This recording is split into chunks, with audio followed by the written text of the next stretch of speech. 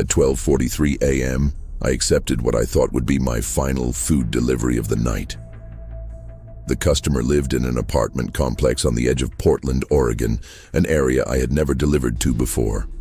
The GPS led me through empty streets until I reached an aging 7-story building surrounded by a rusted chain-link fence.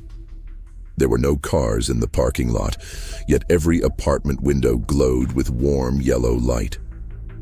As I confirmed my arrival, the delivery app displayed an unusual customer note. Do not use the elevator. Use the emergency exit on the 7th floor. Knock 3 times. Come alone. I frowned, assuming it was someone's strange sense of humor. The elevator was already out of service, so I grabbed the food and started climbing the stairs. By the time I reached the 7th floor, I was exhausted. The hallway was unnaturally quiet. Every apartment door was closed, and the air smelled faintly of damp concrete. At the end of the corridor stood a bright red emergency exit door. It was held open by a heavy metal hook, as if someone had been expecting me. A small handwritten note was taped to the wall beside it. It read, "Once you go through, don't come back before sunrise." I laughed nervously, pulled the note off the wall, and stepped through the doorway. The moment my foot touched the ground outside, the air changed. The cold city breeze disappeared, replaced by warm, still air that smelled of freshly cut grass. I looked behind me, expecting to see the apartment building. Instead, the emergency exit door stood alone in the middle of a perfectly paved suburban street. There was no apartment complex, no parking lot, no city skyline, just rows of identical 2-story houses stretching endlessly in every direction beneath a dark sky with no stars. Every porch light was on, every curtain was open, yet the entire neighborhood was silent. My phone vibrated. The delivery app had reopened by itself. The customer's address was gone. In its place appeared a new message. Delivery completed. Welcome back. A second notification appeared immediately beneath it. You are 17 years late. My heart began pounding as I checked the date on my phone. It still showed today's date. Then another notification arrived from an unknown sender. There was no phone number, only 6 chilling words. They still think you live here. At that exact moment, every porch light on the street switched off. All at once, darkness swallowed the neighborhood. Only the pale glow of my phone lit the empty street. For several long seconds, everything was completely silent. Then, one by one, the porch lights slowly turned back on. But something had changed. Every front door was now open. They hadn't been open before. The houses looked exactly the same, yet each doorway revealed only darkness inside. No furniture, no lights, just black, endless hallways. As I backed away, my phone buzzed again. The delivery app displayed a new instruction. Customer is waiting. Delivery expires in 10 minutes. I refused to move. There was no customer, no apartment building, and no logical explanation for where I was. Suddenly, I heard a bicycle bell ring somewhere behind me. I turned to see a little boy riding an old red bicycle down the middle of the street. He couldn't have been older than 10. He slowed as he reached me and stared silently. Then he looked at the food bag in my hand and whispered, "You're not supposed to be delivering tonight." Before I could ask what he meant, he glanced nervously toward the open houses. His face turned pale. "They've seen you." Without another word, he pedaled away as fast as he could, disappearing around the corner. A faint sound drifted through the neighborhood. At first, I thought it was the wind. Then I realized it was people. Humming. The same slow tune echoed from every open house at once. It grew louder with every passing second until the entire street vibrated with the haunting melody. Figures slowly began stepping out onto their front porches. Men, women, and children stood perfectly still beneath the porch lights. None of them blinked.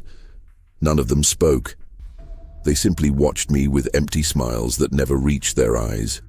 Then, in perfect unison, they all raised one hand and pointed toward the house at the end of the street. My delivery app chimed one final time. Customer is becoming impatient. The countdown had reached 02 chows. Before I could react, the paper food bag suddenly felt much heavier. I looked inside, and my blood ran cold. The meal I had picked up from the restaurant was gone. In its place lay an old family photograph. It showed a smiling couple standing outside the very house at the end of the street. Between them stood a young boy, wearing my face. On the back of the photograph, written in faded ink, were the words, "Welcome home, Daniel. We've been waiting 17 years. My hand shook so badly that I almost dropped the photograph.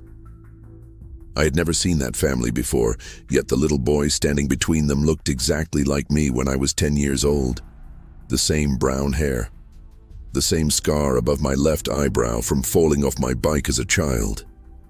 I turned the picture over again, hoping it was some cruel prank, but there was nothing else written on it. Then I noticed something even stranger. The clothes the boy was wearing were the exact same clothes I had worn earlier that day. Somehow, the photograph had changed. The delivery app let out another chime. The countdown reached 0121, and a new message appeared across the screen. Customer has opened the door. Slowly, I looked toward the house at the end of the street. Its front door had swung completely open. Warm yellow light spilled onto the porch, but I couldn't see anyone inside. Every other person in the neighborhood remained frozen, silently staring at me. Then, one after another, they all whispered the same sentence. "Don't keep your family waiting." Their voices blended together until they sounded like a single person speaking directly into my ear. Against every instinct, I began walking toward the house. With each step, strange memories flooded my mind. I suddenly remembered riding my bicycle down this very street. I remembered scraping my knee on the sidewalk outside house number 14. I remembered a golden retriever running through the yards. But those memories couldn't be real. I had grown up in Denver, Colorado, not Portland. My parents had never lived anywhere near this place, yet the memories felt more vivid than my real childhood. When I reached the front gate, an old wooden swing on the porch began moving by itself. A woman's gentle voice drifted from inside the house. "Dinner's getting cold, sweetheart." I stepped through the doorway and the smell of homemade food filled the air. The dining room was brightly lit. A table was already set for 3 people. Steam still rose from the plates as if the meal had just been served. Sitting at the table were the man and woman from the photograph. They smiled warmly the moment they saw me. The woman stood up, tears filling her eyes. 17 years, she whispered. "We knew you'd find your way back." Before I could speak, the man slowly pointed toward a large framed family portrait hanging on the wall. My heart nearly stopped. In the center of the picture stood the same smiling couple, and between them was me, not as a child, but exactly as I looked now. Beneath the portrait was a brass plaque engraved with one horrifying sentence. "The Wilson family, missing since October 12, 2009. Every instinct told me to run, but my legs refused to move." I stared at the family portrait, unable to breathe. According to the plaque, the entire Wilson family, including me, had vanished 17 years ago. That was impossible. I remembered graduating college, starting my delivery job, renting my apartment, and talking to my real parents just 2 days earlier. None of this made sense. The woman stepped closer and gently touched my face. Her hand was ice cold. "You don't remember because they made you forget," she whispered. "Every time someone escapes this neighborhood, they wake up somewhere else with a new life."